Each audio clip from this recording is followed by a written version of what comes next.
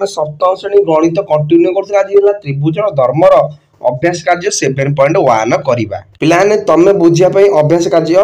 Question मु लेखि कि answer मध्ये बुझिया पई कर देछि देछि पिलाने त्रिभुज PQR रे QR सम्मुखीन कोण नाम लेख पिलाने पिलाने मु गोटे त्रिभुज नेछि देखो एटी PQR तले P कोण एटा कि नै ए कोण सम्मुखीन कोण एटा कि नै हैला QR तले QR सम्मुखीन होउची P कोण सेमिति खरे सेमिति जे DEF रे E कोण रो सम्मुखीन बाहुर नाम लेख E कोण रो सम्मुखीन बाहु एटा D आउ F बुझियला तापरे ग रे पूरा संपूर्ण बुझिया पई निजे कर देजी त्रिभुज KLM रे M शीर्षर सम्मुखीन बाहुर नाम लेख तले M को एटा यार सम्मुखीन बाहु कोटा KL हो कि नै बुझियला तार 1 नंबर सइला 2 नंबर क्वेश्चन देखो जे देछि जे निम्न चित्र रे विभिन्न त्रिभुज मानकर बाहुर दैर्घ्य और कोणर परिमाण मान दिया जायछि सेगुडी को देखि निम्न प्रश्न गुडी कर उत्तर दियो ताले पिलाने कोडा देखो ये पिलाने को त्रिभुज हबो कहले देखिया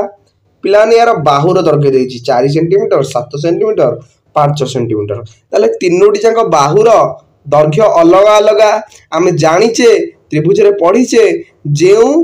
त्रिभुजर तीनोटी जाक बाहु अलग अलग तक आम विषम बाहु त्रिभुज कही थाउ ताली ये होचे गोटे विषम बाहु त्रिभुज तापरे DEF हमकु देला ये देछि गोटे 6 सेंटीमीटर आ गोटे देछि 6 सेंटीमीटर आ गोटे 4 सेंटीमीटर यार दुईटी बाहु समान जेउ त्रिभुजर दुईटी बाहु समान थाए ताको आमे समद्विबाहु त्रिभुज बोली कही थाउ ताली ये गला हमर समद्विबाहु त्रिभुज रे तापरे गरे पिलान देखो ये पिलान देछि मो 90 डिग्री ये 50 डिग्री ये 40 डिग्री बुझियला ताले ये 50 से 40 मिसले 50 से 40 मिसले 90 ये 90 ताले 180 डिग्री जेउ त्रिभुजर तीनोटी जाक कोणर परिमाण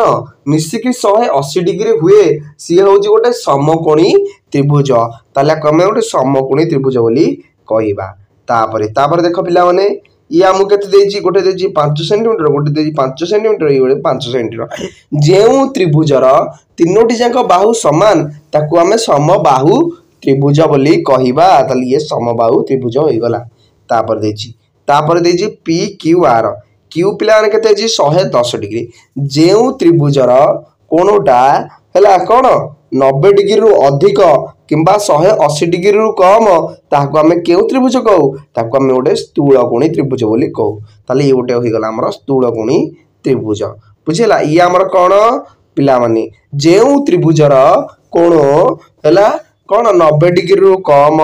ताले एवं 0 डिग्री रु अधिक ताको हमें सूक्ष्मकोणी त्रिभुज बोली कहिबा ताले ये हिजो हमर सूक्ष्मकोणी त्रिभुज हमर संपूर्ण सरी गला पिला माने।